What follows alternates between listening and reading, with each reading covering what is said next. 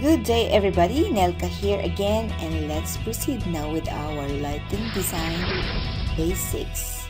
Now we will discuss about the light nuisance. Light nuisance has become a factor for consideration when designing a lighting pollution. So what is this light nuisance means for non-so-technical people? So these are the lights that is really not necessary or create problems to the neighborhood. Okay, so you can see here in this image that there is a street light here, and this is the pole, and this yellow here is the useful light, because street light function is to highlight the road or the pathwalk. And you can see here on the side there is plants, and that area will be the glare zone. And you can see here in this arrow, this is a direct glare zone, and on the red triangle, these are the most dangerous one, and that is the light trespass. These lights are really not necessary, and it creates problem to the neighborhood, and people who are living in this area or in these surroundings, during nighttime they can still receive lights from the light poles and maybe cause problems when they are sleeping. Okay, so there's another one here. This is the light reflected back to the sky, and this is one of the other problem that scientists are trying to solve. That they are complaining that in highly urbanized area you cannot easily see the stars anymore due to the reflected lights in the sky, because of the lights from the buildings, lights from the street lights and everything. That's why they cannot see the stars anymore. If you can imagine, if you go to the mountainside or urban area where there are no lights at all during the nighttime, you can see the stars easily. And if you are in the city, yeah, you cannot, because of this glare, and that is the scientists are complaining about. Directional lighting solutions assist in reducing unnecessary and nuisance light from entering the night sky, crossing boundaries, and entering neighbors' properties. So directional lighting is the solutions to do that. So it means directional lighting means lighting only wherever is necessary. So when lighting a space, it is really important to consider the task area that is intended for illumination. Luminaires makes use of complex optics and reflectors to achieve a very directional light output, and hence, if used correctly, can eliminate the nuisance factors. And if the luminaire is using a proper optics, proper wattage, and proper tilting or angle, then this nuisance will be prevented or reduced. So there is another term here that I want to add here, because it's really related to this one, and this is called bug rating. If you are aiming for a LEED certification, this is very important because you need to comply with this bug rating. So what is a bug rating? Bug rating it means backlight, uplight, and glare rating. They combine it, bug rating. Okay, you can see here in the graph, you can imagine this is the pole and this is the luminaire pointing here, and maybe this is the street area or the area where it's supposed to be highlighted. And you can see this is uplight, backlight, and glare, the bug. And some LEED certification requirements says for an outdoor fitting you should have B2, U0, and G60, for example. And if your luminaire do not comply those requirements, then you cannot use those luminaires for a LEED certification project. Some municipalities also requires this bug rating, so you should know the value of the bug rating requirements. In AGI 32, you can easily find out the bug rating of the luminaire. I'm not sure if you can also find it in Dialogues.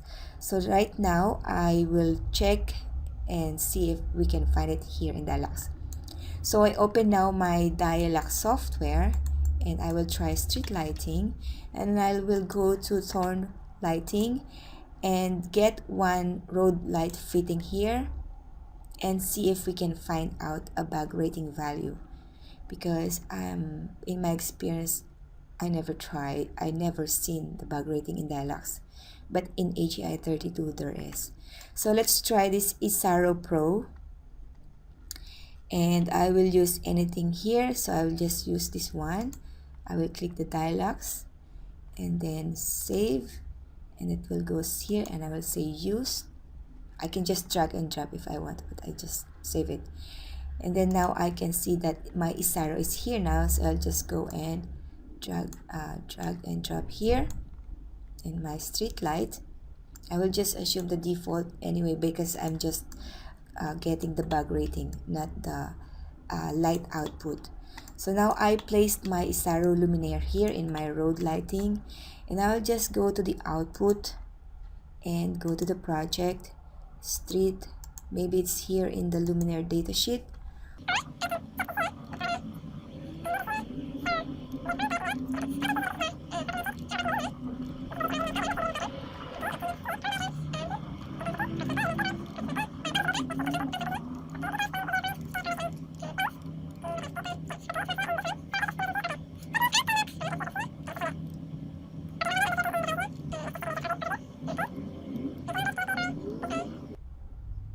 Okay, so in Dialogues Evo, you cannot see the value of the bug rating.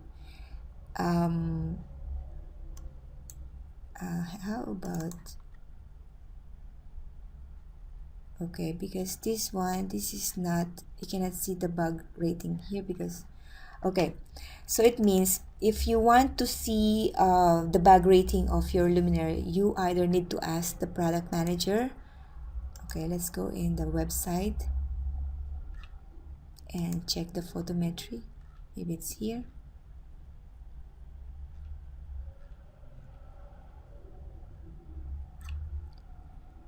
And you can only see here the ULR, the LOR,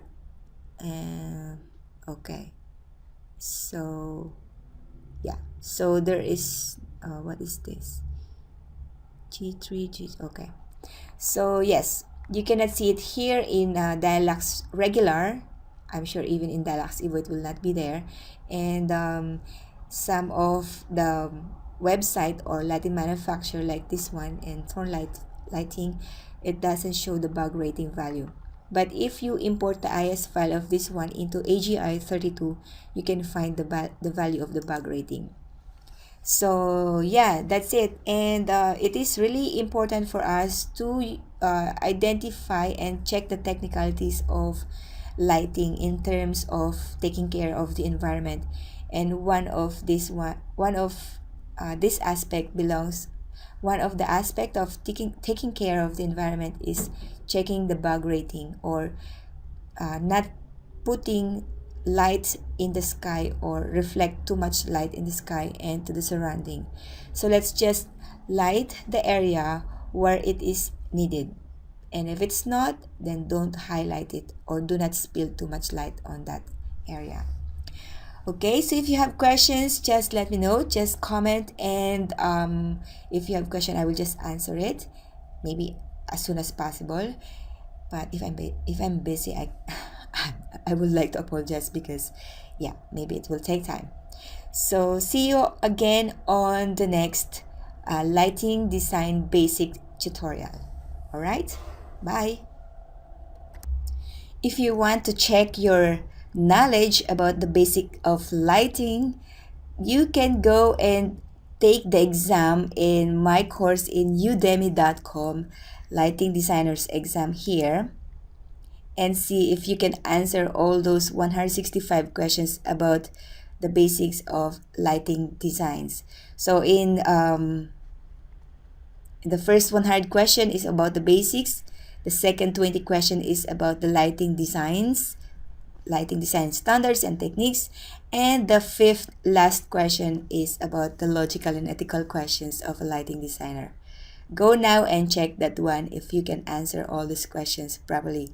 This is the best way you check yourself if you are now knowledgeable as being a lighting designer. Okay? Check that one.